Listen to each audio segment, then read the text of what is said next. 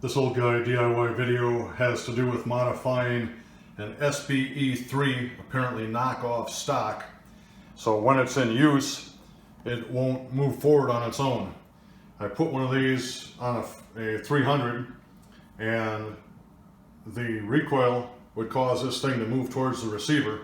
So after analysis, I found I had to remove these two pins, mill out a little bit of plastic with an 8-inch drill, and then use two of these little 3/16 aluminum backup washers intended for rivets as spacers to aid in compression, reassemble the thing, and it works great. So if you watch this video, you'll see how I did it. This old guy DIY video has to do with a modification I made to a Chinese knockoff SB3 brace. Now, when I put this thing on the 5.56, when the recoil came, this thing would apparently buck up a little bit and it would collapse down towards the receiver. So when I stuck my finger in the end of this thing and felt the resistance compared to a Magpul, for example, it seemed to be less. So the cheap, easy solution that I came up with is right here. Now the two pins holding the assembly together are a longer pin here and a short pin there.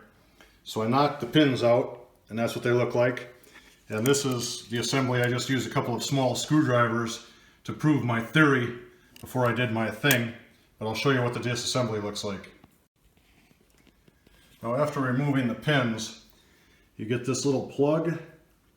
There's a hole through it. The small pin goes through that one. Then there's a spring, and then there's this plunger that actually interfaces with the buffer tube. And then there's this little cantilever deal that serves just to allow you to make the adjustment.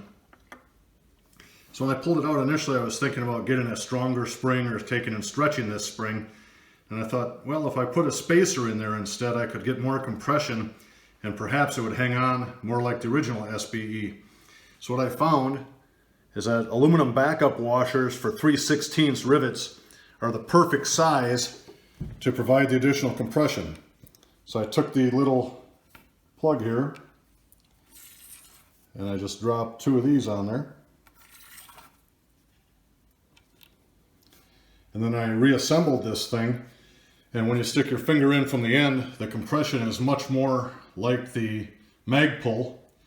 And when I did some testing with these screwdrivers in there as pins, the SBE3 did not move at all. So right now I'm going to reassemble this thing. So you'll have this little piece with the spacers, then the spring goes on it.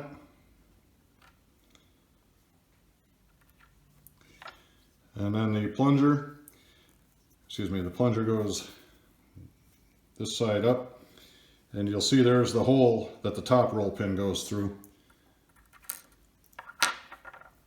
So I'll put this little assembly back together and see what we have. To reassemble, you simply stick the plunger in from the bottom here. When you look down, you can see the hole. That's where that long roll pin is going to go. And the only resistance is between that steel piece and the roll pin. This little plastic cantilever just rides on the two wings.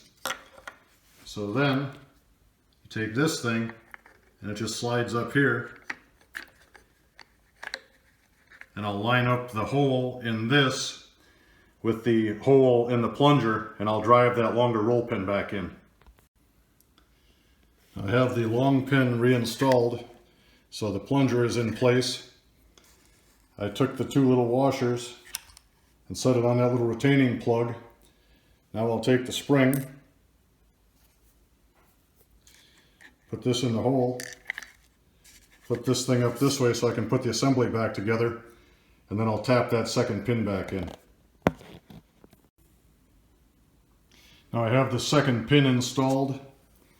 You see right there we have one and the second one. This little cantilever deal works like it's supposed to. So I'll mount it to a buffer tube and see how it looks. Well, my first try with those two little washers to aid in compression was a fail. So as I analyze this a little further, I found when the plunger is in the unit, it has to be stopped right there because of the machining on the plunger and also on the plastic piece here. So it really doesn't go up far enough into the buffer tube to engage. So if I just take a screwdriver and see how much clearance the thing had, you see I can push the plunger in almost the diameter of the hole before the thing bottoms out on the plastic. So what I'm going to do now is take a drill and basically mill a little bit of this out, so it's the plunger running into the plastic that limits the travel rather than the roll pin on this slot. So I used the drill to effectively mill that slot, and it was a 1/8 inch drill, and now the little plunger is stopped by the plastic rather than the roll pin that goes through it crossways. So I'm going to reassemble this and see if it works. So I have the roll pin in place. It looks like this piece will work fine. So when I reassemble it, particularly since I allowed more travel here, I'm going to put those two 3/16 washers in there to provide for more compression. I'm milling that little area out to allow the plunger to come all the way up and engage the buffer tube, and then using those two little washers as compression assisters seems to have worked. So with that hack, I was able to turn a $30 Chinese knockoff SBE3 into something that functions like the $130 version. So I hope this video helped you. Have a great day.